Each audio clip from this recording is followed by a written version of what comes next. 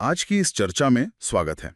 आज हम भगवत गीता के एक बहुत ही कह सकते हैं प्रभावशाली श्लोक पर बात करने वाले हैं। हाँ, ये पहले अध्याय का 12वां श्लोक है ना? जी हाँ, बिल्कुल। ये कुरुक्षेत्र के मैदान का सीन है और इसमें भीष्म पितामह का एक खास एक्शन है। और हमारा मकसद है कि इस श्लोक के पीछे का मतलब समझे, खासकर वो जो भीष्म ने किया, पहले सिंहनाद फिर शंखनाद, क्यों? और उसका असर क्या था। हाँ, ये समझना जरूरी है। तो श्लोक में पढ़ देती हूँ एक बार।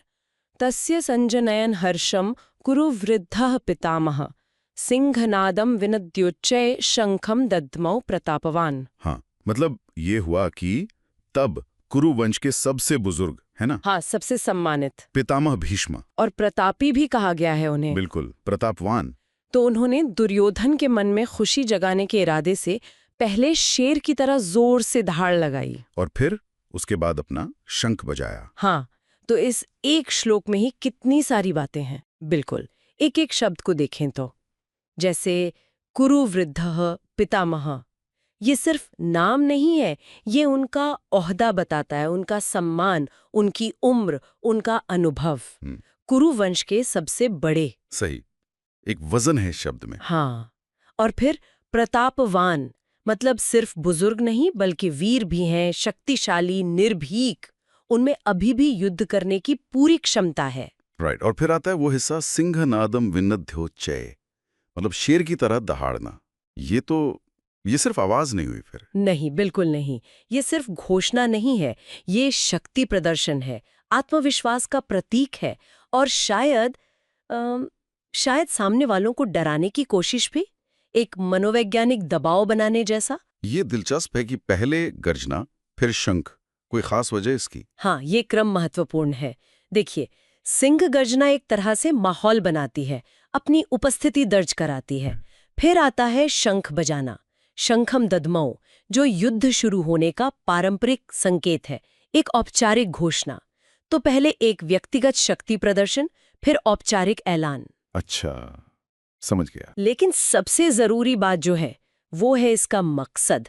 साफ लिखा है तस्य संजनयन हर्षम, यानी दुर्योधन के लिए, उसके मन में हर्ष पैदा करने के लिए। एग्जैक्टली, ये सबसे मुख्य बिंदु है।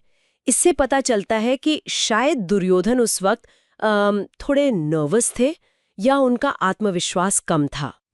हो सकता है। और भीष्म, जो इतने बड़े योद्धा हैं, उन्हें जरूरत महसूस हुई कि वो खास तौर पर दुर्योधन का और शायद पूरी कौरव सेना का मनोबल बढ़ाएं। अरे वाह, मतलब एक छोटे से श्लोक में इतनी गहराई। हम भीष्म की मंशा देख पा रहे हैं, वो दुर्योधन का साथ दे रहे हैं, हिम्मत बंधा रहे हैं। हाँ, युद्ध भूमि का वो टेंशन, वो माहौल महसूस होता है। और सिंह गर्जना जैसा पावरफुल सिंबल यूज हुआ है। बिल्कुल। ये सिर्फ एक एक्शन नहीं है, ये एक स्ट्रेटेजिक मूव है। संघर्ष शुरू होने से ठीक पहले एक साइकोलॉजिकल बूस्ट देने की कोशिश। सही कहा। तो कुल मिलाकर देखें तो भीष्म का ये सिंहनाद और फिर शंख बजाना, ये महज एक रस्म अदायगी नहीं थी। ये एक सोचा समझा कदम था जिसके कई मतलब थे। जैसे कि एक तो अपनी लॉयल्टी दिखाना दुर्योधन के प्रति, दूसरा अपनी शक्ति का प्रदर्शन करना, और तीसरा सबसे खास दुर्योधन का हौसला बढ़ाना। और इसकी शुरुआत हुई एक जोरदार दहाड़ से, जो अपने आप में एक संदेश है। ये वाकई सोचने पे मजबूर करता है कि अगर भीष्म जैसे महान, सम्मानित, शक्तिशाली योद्धा को, मतलब कौरवों के ग्रैंड ओल्ड कमांडर को, युद्ध शुरू होने से ठीक पहले दुर्योधन का हौसला बढ़ाने के लिए इतनी जोर से गरजने और फिर शंख बजाने की जरूरत पड़ी, तो ये उस वक्त दुर्योधन के खुद के आत्मविश्वास के बारे में क्या कहता है? हाँ, या फिर पूरी कौरव सेना की मानसिक स्थिति के बारे में। वही, और वो भी तब जब अभी तक एक भी तीर नहीं चला था। इस पर सोचना चाहिए। बिल्कुल, ये एक गहरा सवाल छोड़ जाता है।